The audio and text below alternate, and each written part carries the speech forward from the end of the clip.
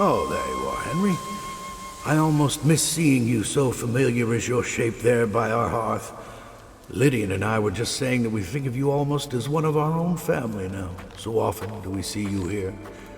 Be sure you keep some time for your own work now, along with all the chores my wife puts you to. I hear the writing is finally going along well.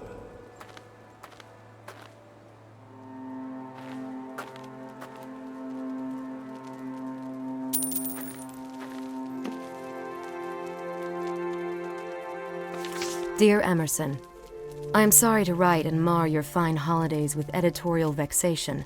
However, our next issue of the Dial is not progressing as we would hope. Can you please urge your writers to send the manuscripts they have promised, and to take the advisement that we have given on their contents? I fear that without attention, our Dial will not be long in print. Most sincerely, your friend, Margaret Fuller.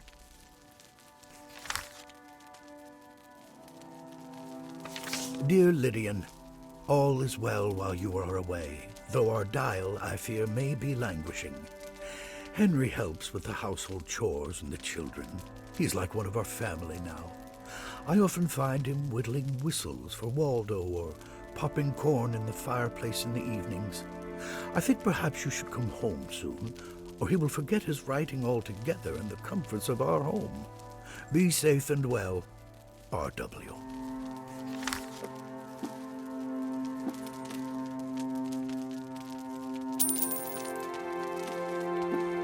Good afternoon.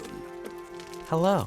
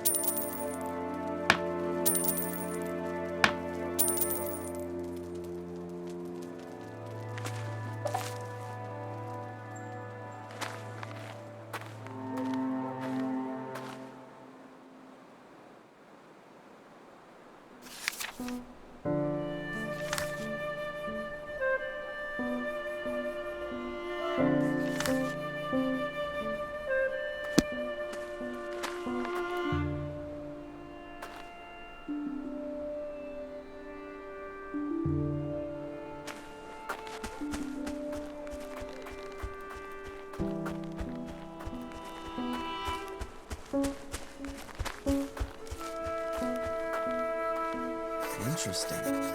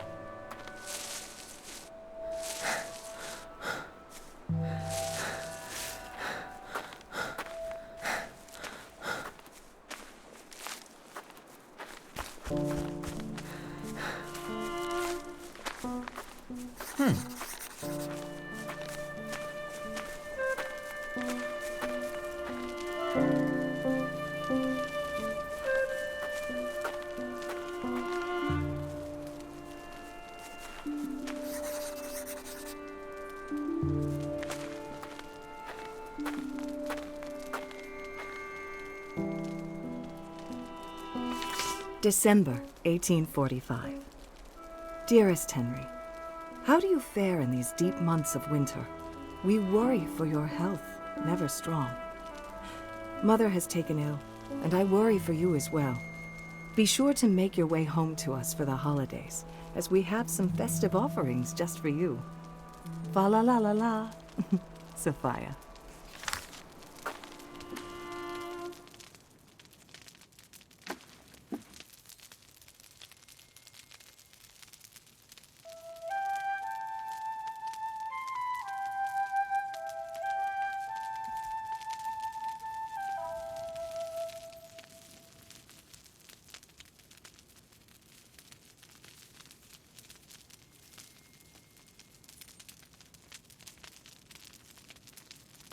Ow.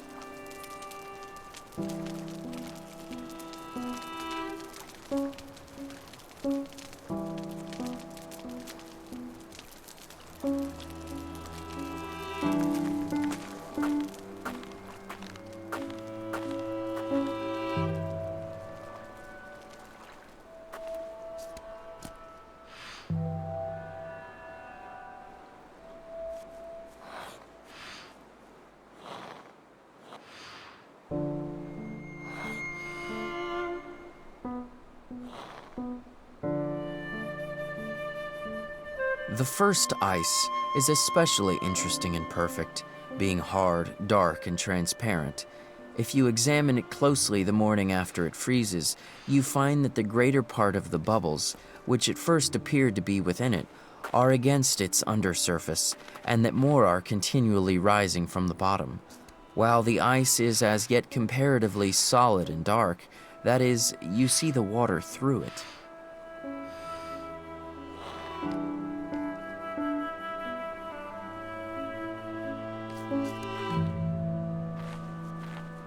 Interesting.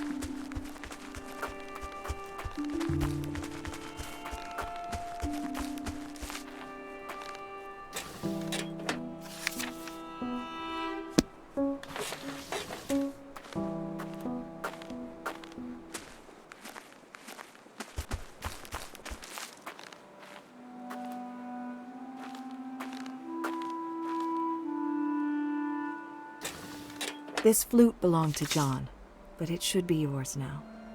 Won't you come play for us? On a lonely path past the railroad tracks, beyond sharp sounds of the ice cutter's axe, I wait for thee with care and patience, in loving remembrance of dear acquaintance. Sophia.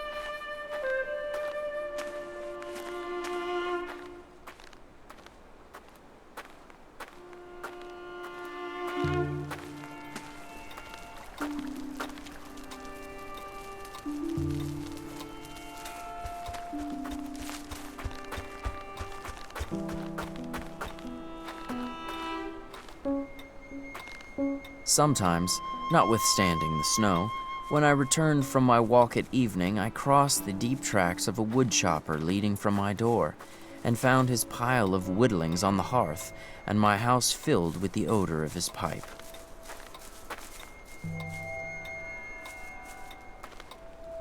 The snow had already covered the ground since the 25th of November, and surrounded me suddenly with the scenery of winter. I withdrew yet farther into my shell, and endeavored to keep a bright fire both within my house and within my breast. One night, in the beginning of winter, before the pond froze over, about 9 o'clock, I was startled by the loud honking of a goose and, stepping to the door, heard the sound of their wings like a tempest in the woods as they flew low over my house. My dwelling was small, and I could hardly entertain an echo in it, but it seemed larger for being a single apartment and remote from neighbors. All the attractions of a house were concentrated in one room. It was kitchen, chamber, parlor, and keeping room, and whatever satisfaction parent or child, master or servant, derived from living in a house, I enjoyed it all. At length the winter set in good earnest, and the wind began to howl around the house as if it had not had permission to do so till then. Night after night the geese came lumbering in the dark with a clangor and a whistling of wings, even after the ground was covered with snow, some to alight in Walden, and some flying low over the woods bound for Mexico.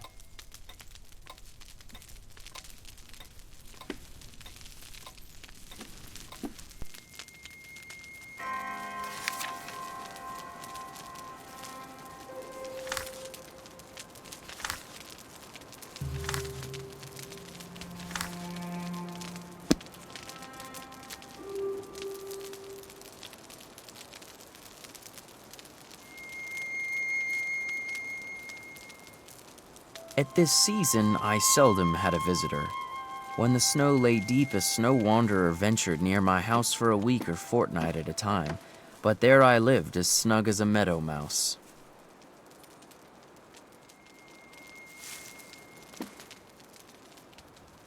The mice which haunted my house were not the common ones.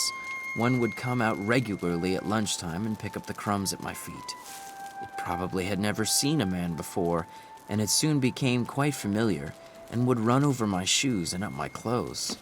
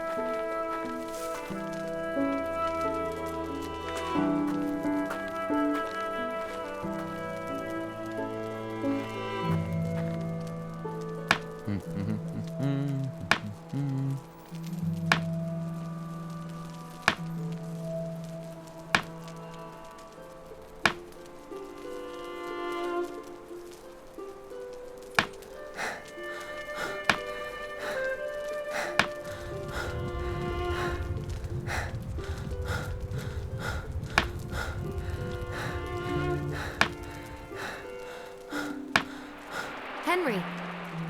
Henry, are you all right?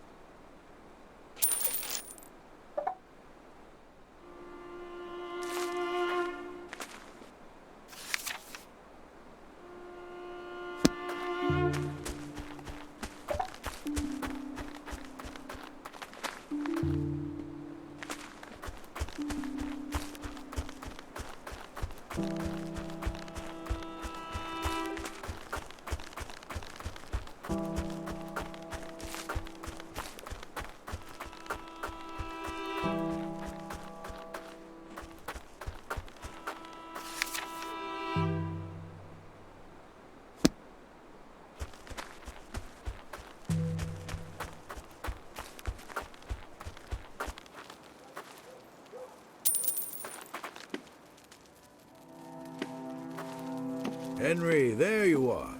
Good afternoon.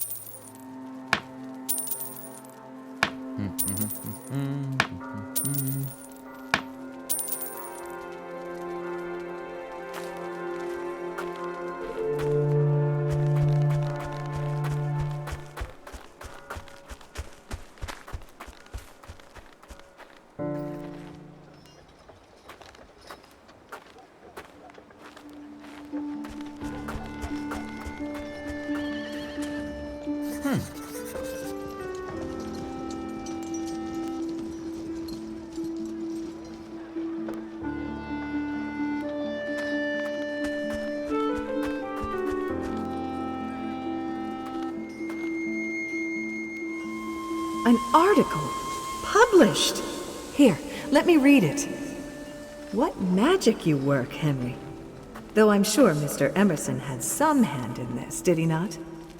The fees will be of such help to Father since the factory isn't doing well.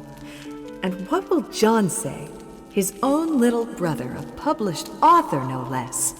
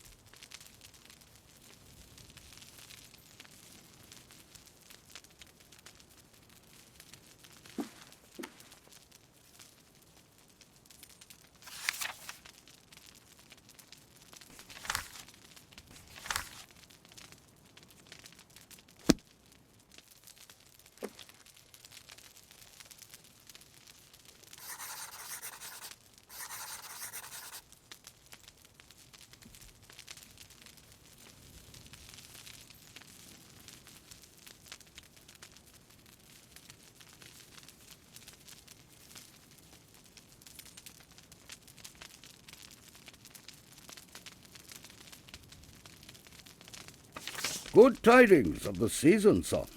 Some lamp oil to keep your little cabin bright and warm, Father.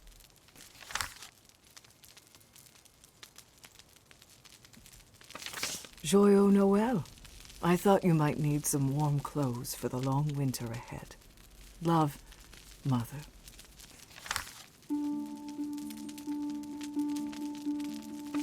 Merry Christmas, Henry.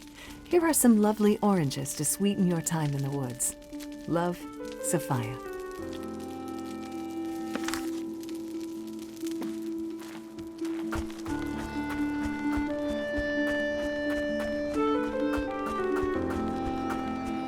Interesting.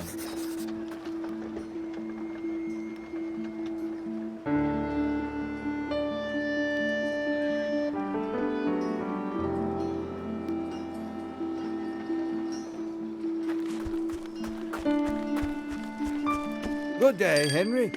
Good evening. What can I do for you?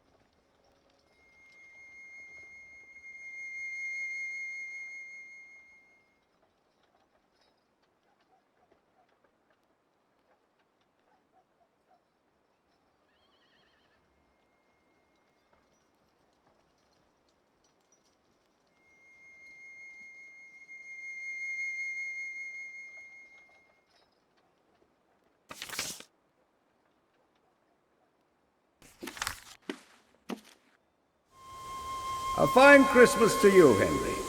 Come into town to ward off the chill of the woods, have you? I wager your mother has some hot pie for you to nip.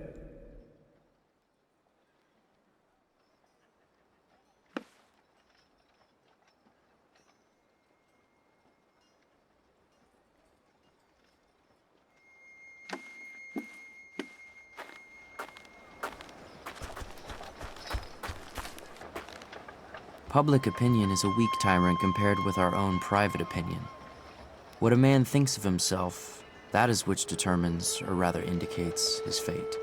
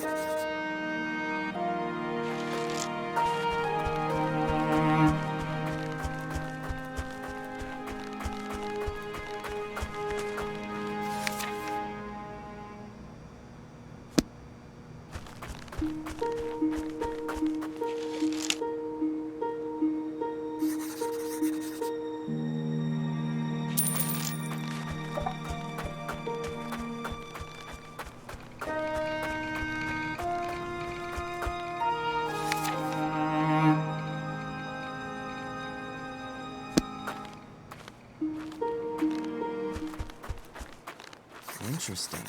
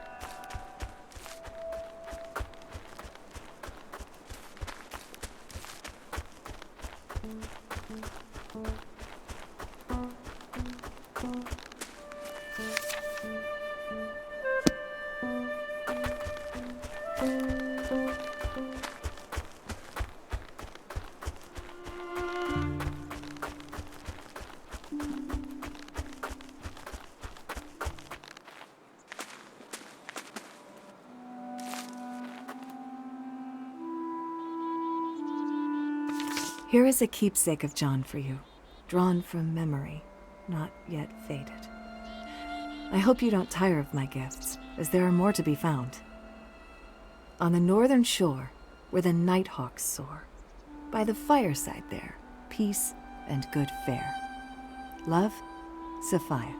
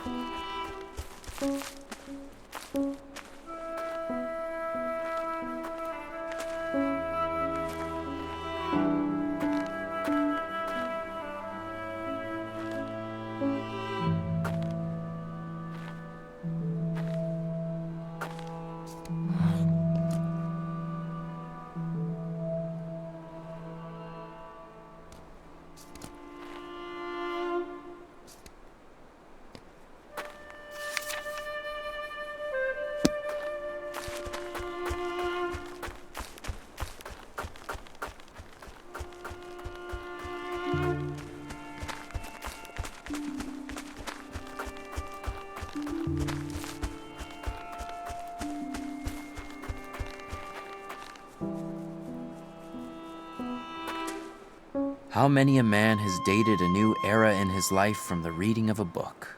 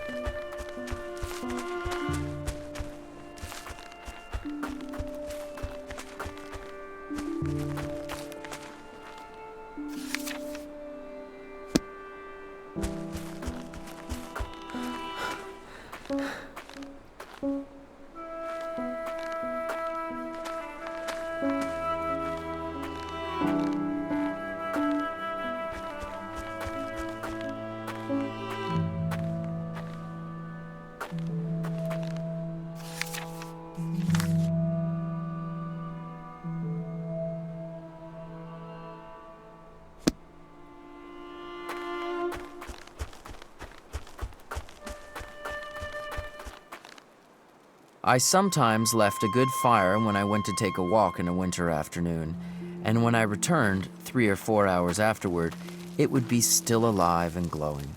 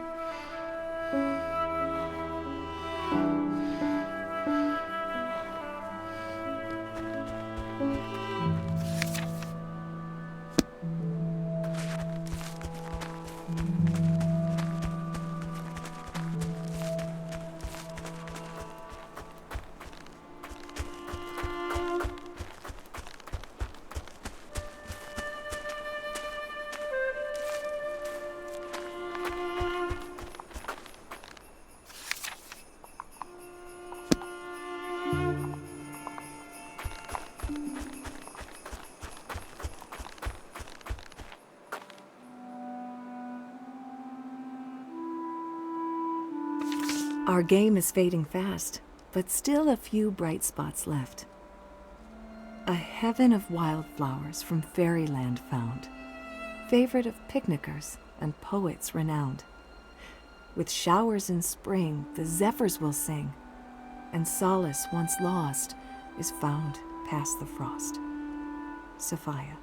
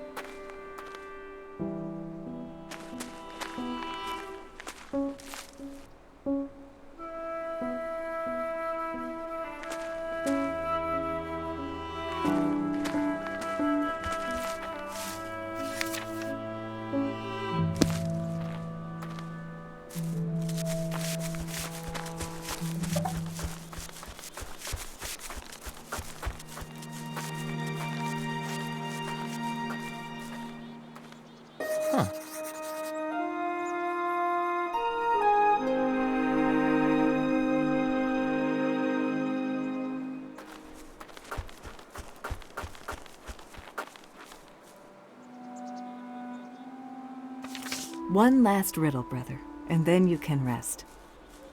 In an inlet of willow, a moment of peace, between the steam engine's billow and the honk of the geese.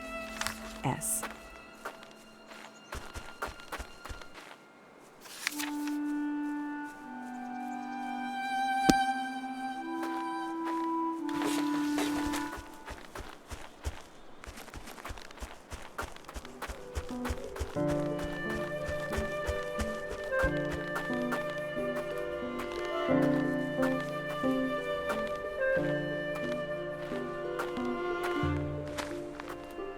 In our most trivial walks, we are constantly, though unconsciously, steering like pilots by certain well-known beacons and headlands. And if we go beyond our usual course, we still carry in our minds the bearing of some neighboring cape. And not till we are completely lost or turned round, for a man needs only to be turned round once with his eyes shut in this world to be lost, do we appreciate the vastness and strangeness of nature.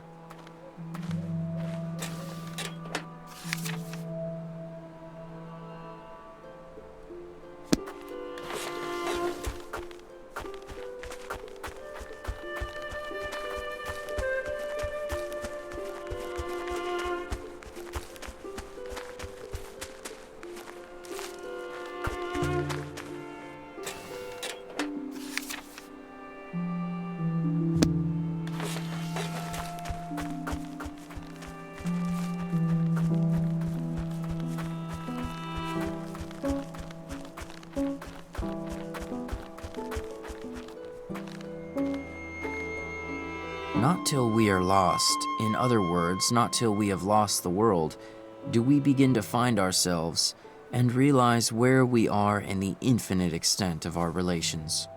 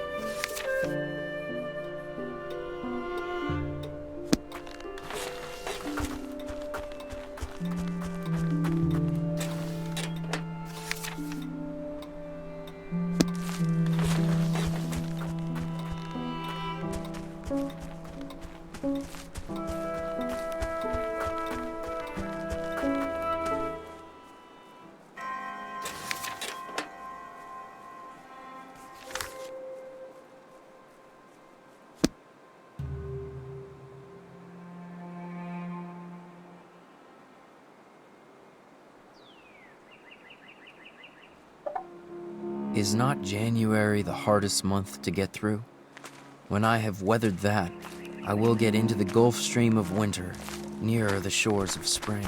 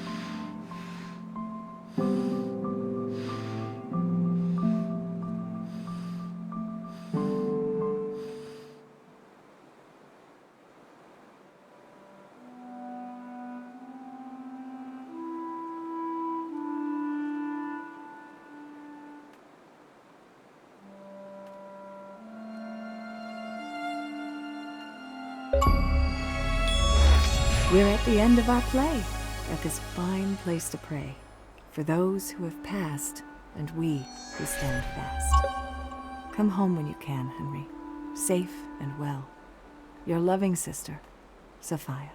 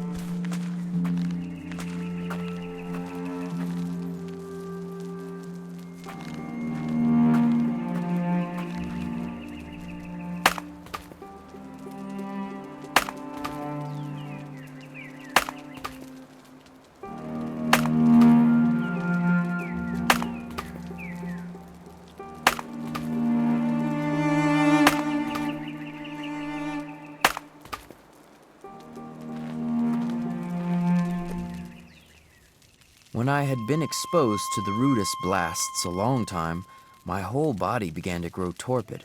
When I reached the genial atmosphere of my house, I soon recovered my faculties and prolonged my life.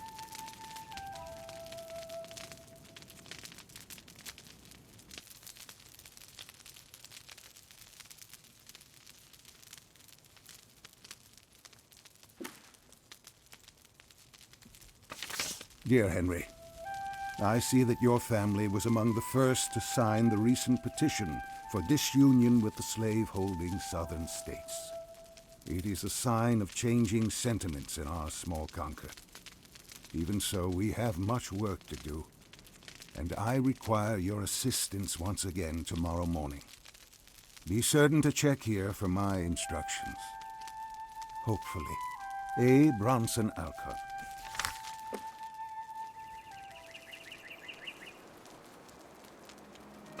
February 1846. Dear Henry, we have not seen you much since the holidays.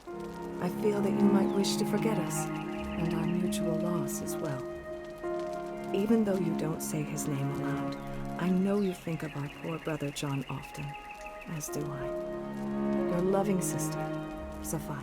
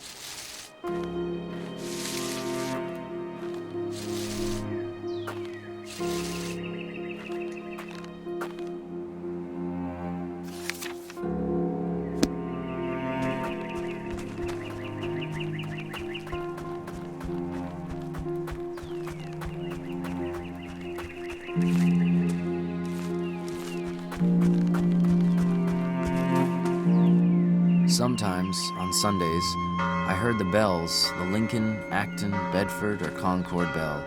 When the wind was favorable, a faint, sweet and, as it were, natural melody, worth importing into the wilderness.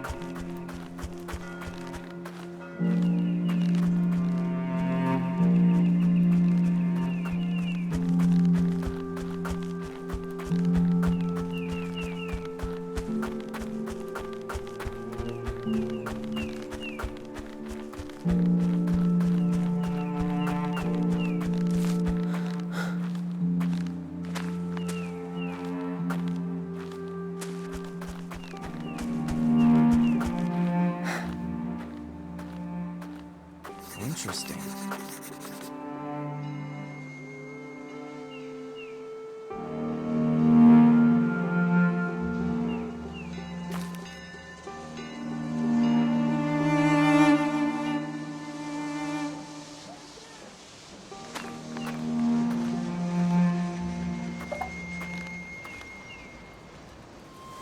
It is a terrible blow.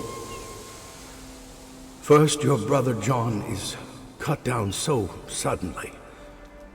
And now my own dear little boy. Unbearable, truly. I may find solace in a long trip, far away from the woods and trails that remind me of him so. You are a true friend to watch over my home while I travel. You are more like a brother than my own is to me.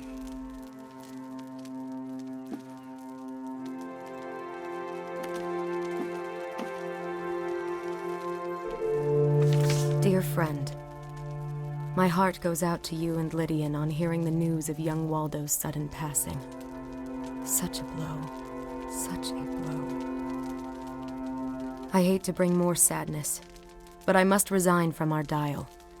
If it is to continue, you must pick up the reins yourself and drive it forward.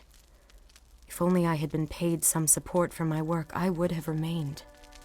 My financial options are limited, and so must seek employment as a teacher to support the work I do as a writer. This makes my work on the dial impossible now. Regretfully, Margaret. My dearest love, Lydian. Our boy, our little boy is gone. Young Waldo was taken ill on Monday evening and died last night. All his wonderful beauty could not save him. He gave up his innocent breath last night, and my world this morning is cold. Shall we ever dare to love anything again? Farewell and farewell, oh my boy. Come home to us as soon as you are able. R.W.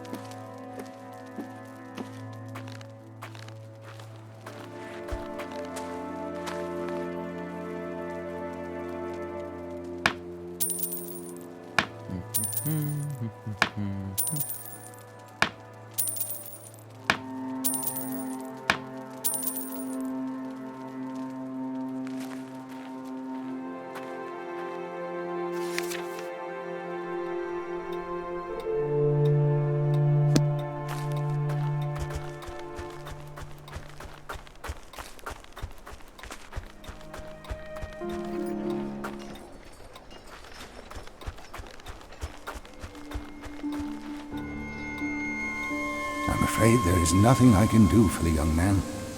It's the lockjaw, and the poison has gone directly to his blood. Oh, what will we do without our John? He is the light of our household. You must make him comfortable as you can. See there, your brother Henry holds him closely now, but still he slips away. May God be with him. We are lost. We are lost. Our best flower is fading.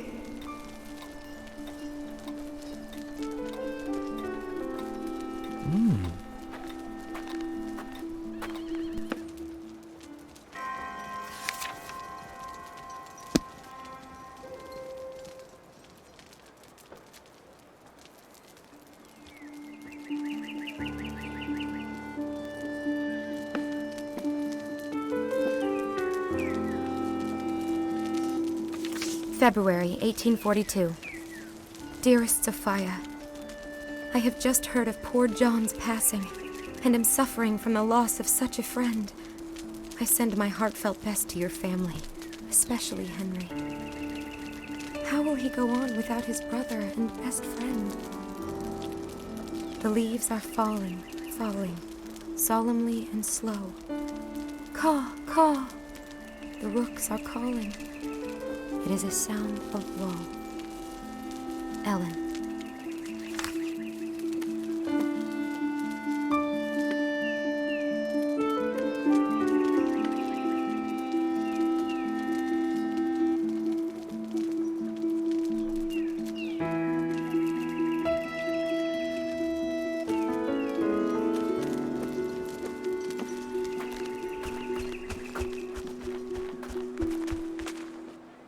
Every man is the builder of a temple, called his body, to the god he worships, after a style purely his own, nor can he get off by hammering marble instead.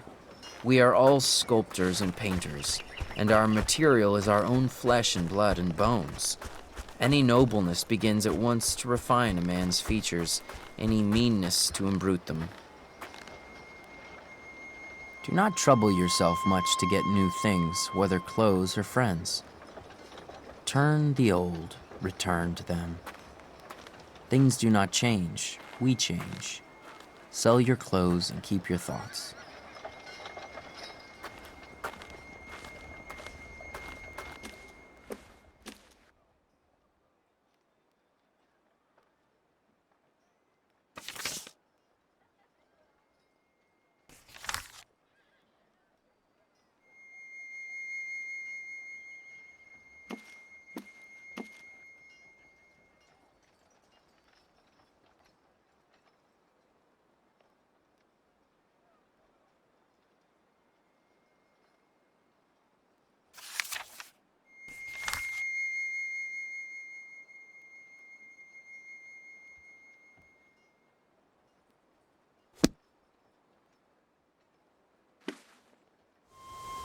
Oh, hello, Henry. Did you hear the news about the fugitive slaves that were caught stealing food just last night out by your pond? Quite the excitement. To think, they made it so far only to be caught for lack of supplies.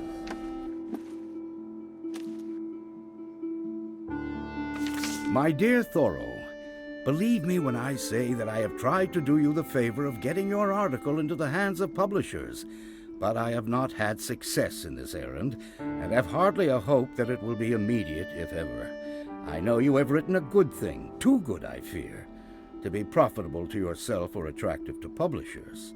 I will remain your champion in these matters, however, and entreat you to send me that one piece you were working on when we met at your family home. Remember me to Ralph Waldo Emerson. Yours heartily, Horace Greeley.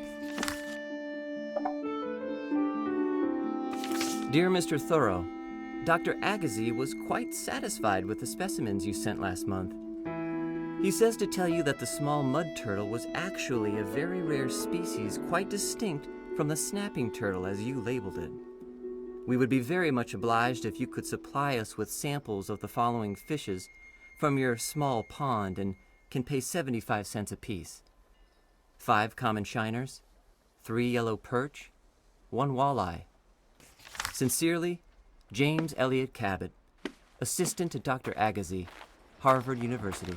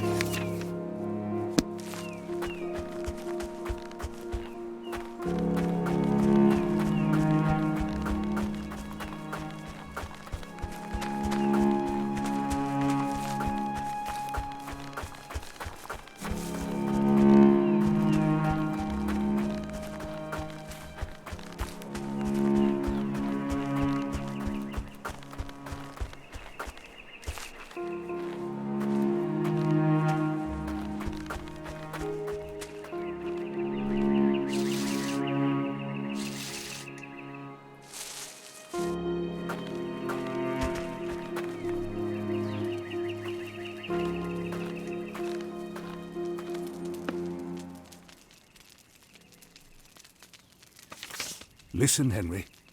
William and Ellen Craft have made their way from Georgia in disguise. She is his light-skinned master, and he is her slave. They are so very close to freedom. Bring these items for them to the abandoned shanty near Fairyland Meadow, and hide them in the place I've marked on your map. Place them before end of night tonight, or they may be captured and returned to a life of enslavement. Yours, A. Bronson Alcott.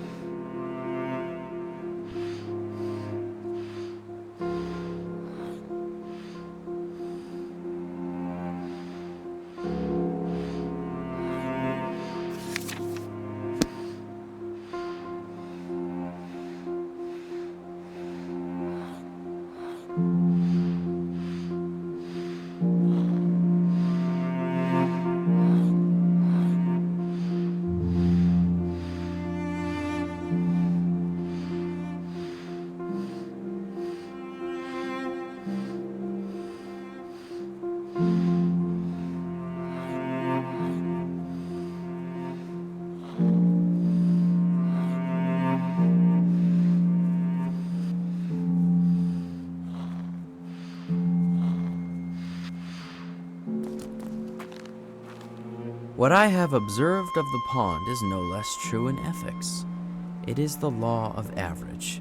Such a rule of the two diameters not only guides us toward the sun in the system and the heart in man, but draws lines through the length and breadth of the aggregate of a man's particular daily behaviors, and waves of life into his coves and inlets, and where they intersect will be the height or depth of his character.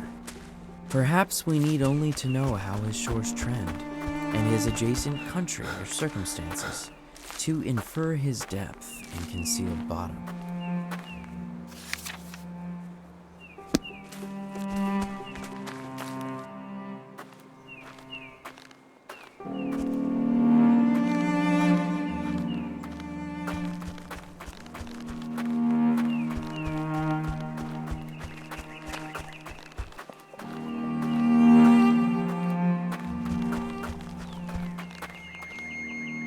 No humane being, past the thoughtless age of boyhood, will wantonly murder any creature which holds its life by the same tenure that he does.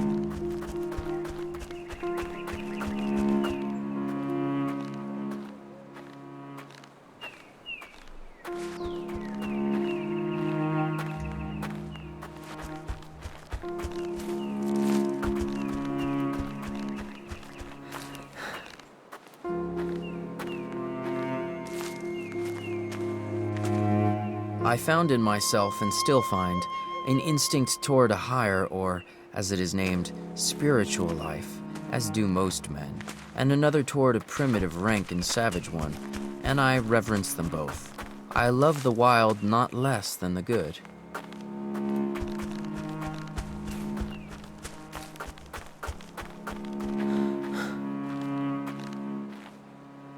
Sometimes I heard the foxes as they ranged over the snow crust, in moonlit nights, in search of a partridge or other game, barking raggedly and demonically like forest dogs.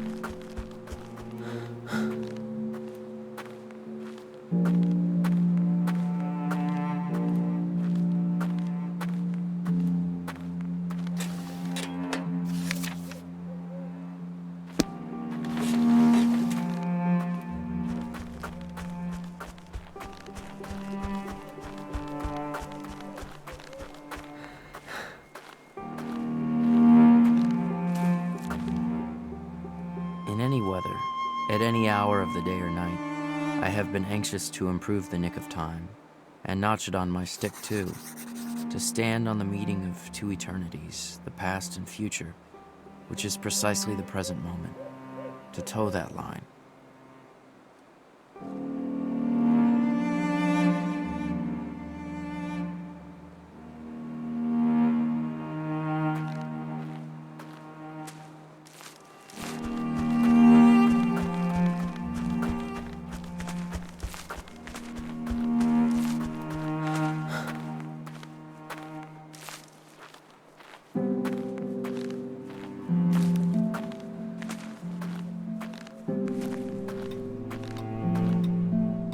Fishermen, hunters, woodchoppers, and others, spending their lives in the fields and woods, in a peculiar sense a part of nature themselves, are often in a more favorable mood for observing her, in the intervals of their pursuits, than philosophers or poets even, who approach her with expectation.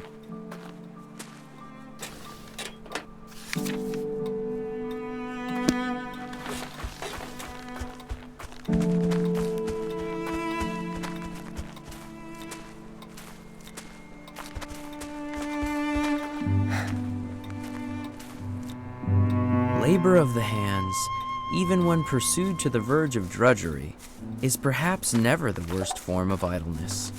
It has a constant and imperishable moral, and to the scholar it yields a classic result.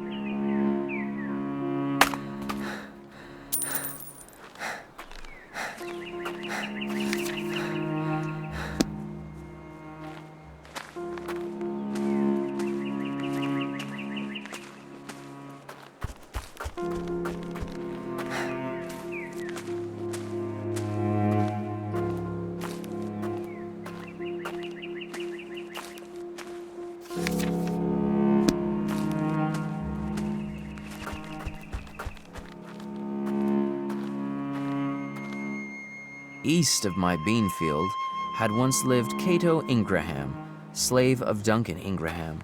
Cato's half-obliterated cellar hole still remains, though known to few, being concealed from the traveler by a fringe of pines.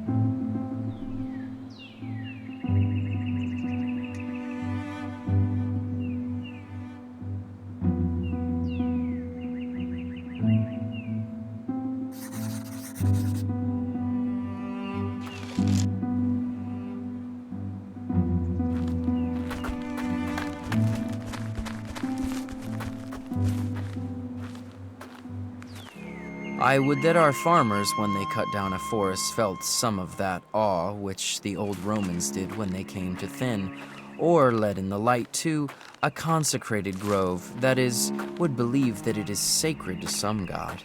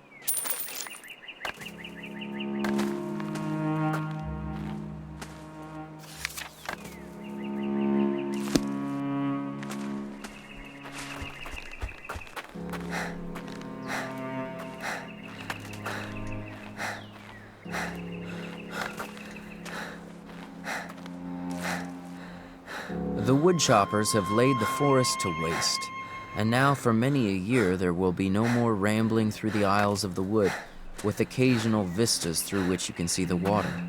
My muse may be excused if she is silent henceforth. How can you expect the birds to sing when their groves are cut down?